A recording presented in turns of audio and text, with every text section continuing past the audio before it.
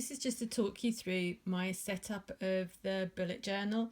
A friend had asked me to set them one up, so I thought it would be just as easy to show my setup, and then I'll go through and show you the setup of the new one. First thing I'd say about bullet journals is that there is no right or wrong way to do it. This is the way that I do it. I use a filofax. The traditional bullet journal way is to use a notebook and use an index that you can then go backwards and forwards with, and you just continuously write. My brain couldn't cope with that because I like to have things I can find easily. So anyway, this is my version. There's no right or wrong way. The best thing that you can do is just start bullet journaling, and then as you go through you will find out what works for you and what doesn't. I use a filofax, an A5 filofax, which is big. I don't carry it around every day because I work from home, so it's just here, but it does go in one of my bags. It's the filofax A5 Domino, which I particularly like because I don't like the ones that have no clip because stuff falls out, and I don't like the ones that have a button because then potentially it gets too full and the button won't done up and it's faffy. So I like the elastic. Just got it from Amazon. It was the cheapest place. Anyway, so the front of my bullet journal has nice Simon's cat sticker, but it has the bullet journal key. Again, this is a traditional way of doing it, but there's no right or wrong way of doing it. These are the things that you will use to look at your tasks within your day, week and month planner. So you know what tasks you've got to do, what you've completed, if you're moving a task to the next day, etc. But again, you can use your own things. This is just one version. So then I go into my year plan. So very simply, you can see this is where it started, and whenever I started doing it, I started colour coding it. I haven't continued that because I just haven't had the time. It's lovely to do, but I haven't had the time. And this is very much a very quick month by month go down with a date, and you can see different things that are happening, and you will just fill that in as it happens. Really, the same time as you're putting it on a digital calendar, just shove it in here, and when you get the school letters home, different things, shove it in there. So I referred to this, and then I go to my week planner. So in theory, on a Sunday night, sit down and do your next week.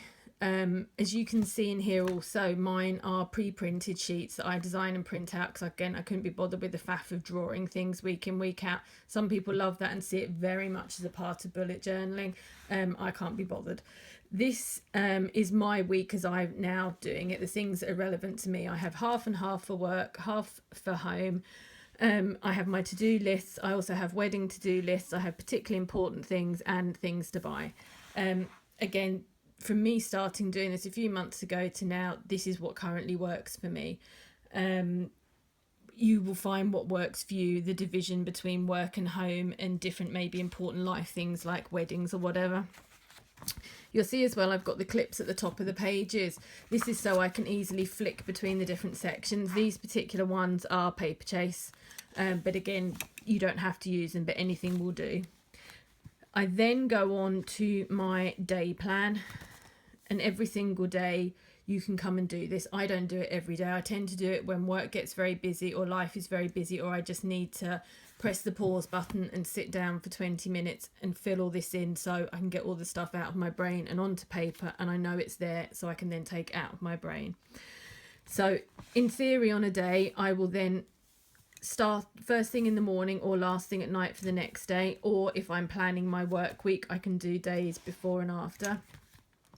But I will go to the day of the week and see what's already there. I can fill it in.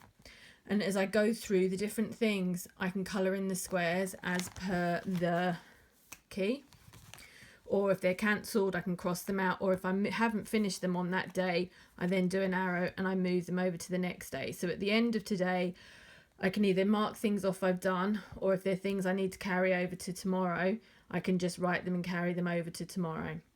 This allows me to plan my working week of what I'm going to do when, and it also means if clients or people ring and say, oh, can you do this week for me, I can write it on the day it's going to happen, and I'm not going to forget it rather.